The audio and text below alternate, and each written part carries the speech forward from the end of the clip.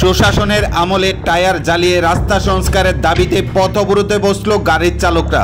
জানা গেছে বেশ কয়েক বছর ধরে সোনামুড়া বক্সনগর সড়কটি সংস্কারের অভাবে চরম বেহাল অবস্থায় পরিণত হয়ে আছে। গাড়ি চালকরা এই বেহাল রাস্তা দিয়ে চলাচল করতে চরম সমস্যার সম্মুখীন হচ্ছে, অথচ সংশ্লিষ্ট দপ্তরের কোনো হেলদোল নেই রাস্তা সংস্কারের ক্ষেত্রে।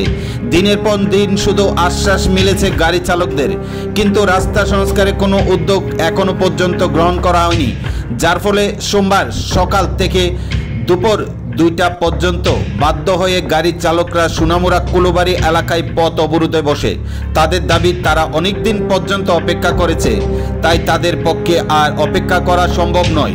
পথ অবরোধের মধ্যে দিয়ে গাড়ি চালকরা রাস্তার বেহাল অবস্থা নিয়ে তাদের তীব্র ক্ষোভ প্রকাশ করেছেন।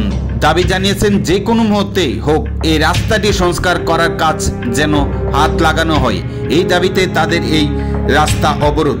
সোমবার সকাল 9টা থেকে দুপুর 2টা পর্যন্ত তাদের এই সড়ক অবরোধ থাকলেও দেখা নেই প্রশাসনের কোনো আধিকারিকদের। এই নিয়ে দেখা দেয় তীব্র উত্তেজনা।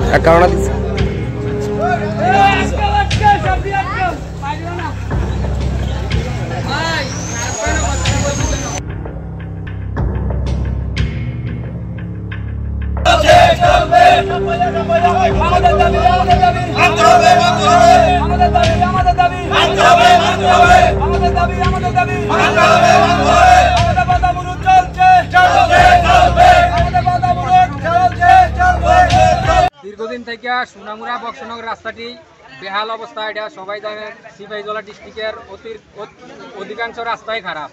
তার মধ্যে সোনামুড়া বক্সনগর রাস্তাটি একদম বেহাল অবস্থা, মানে গাড়ি চালানোর মতো কোনো অবস্থা নাই। আমরা প্রতি বছরে বছরে আমরা ট্যাক্স দিতেছি, সবকিছু আমরা সব ঠিক আছে, কিন্তু রাস্তা মেনটেনেন্স করার কোনো ইয়ে নাই না সরকার।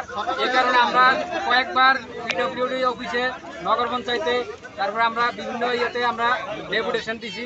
কিছুদিন আগে দেওয়ার পরে আমরা গর্তটি মাটি দিয়ে একটু একটু ইয়ে করছে, মাটি দেওয়ার ফলে তো রাস্তা ঠিক থাকে না।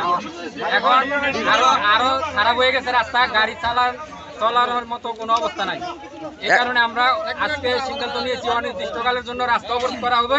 যতদিন রাস্তা কাজ না সম্পূর্ণ হবে আমরা অবরোধ চালিয়ে দেবো। আজকে আমরা বিএমএস থেকে তামসাবাড়ি শাখা, অটো স্ট্যান্ডার্ড, শ্রমিক, সবাই সাধারণ মানুষও আছে আমাদের সাথে। এখন পর্যন্ত আপনাদের কাছে আইসিনি কোনো প্রশাসন আধিকারিক? কেউ আসে নাই। আর রাস্তাঘাটের দুর্ঘটনা কেমন ঘটে? আমার গাড়ি থেকে স্কুলের বাচ্চা একটা পড়ে গেছে, এরপরে আসলে হসপিটাল নিয়ে গেছি, এরপর নিজের গাড়ির থেকে আসে না 870 টাকা ওষুধ কিনে দেওয়া লাগছে। কোন জায়গা পড়ছিল এটা? টুপাসমনি জল আটকে থাকে এই জায়গাটার ভিতরে।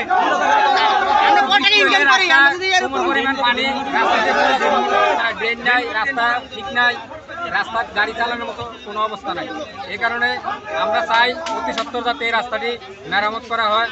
এই কারণে আমরা আজকে অবরোধ দিচ্ছি।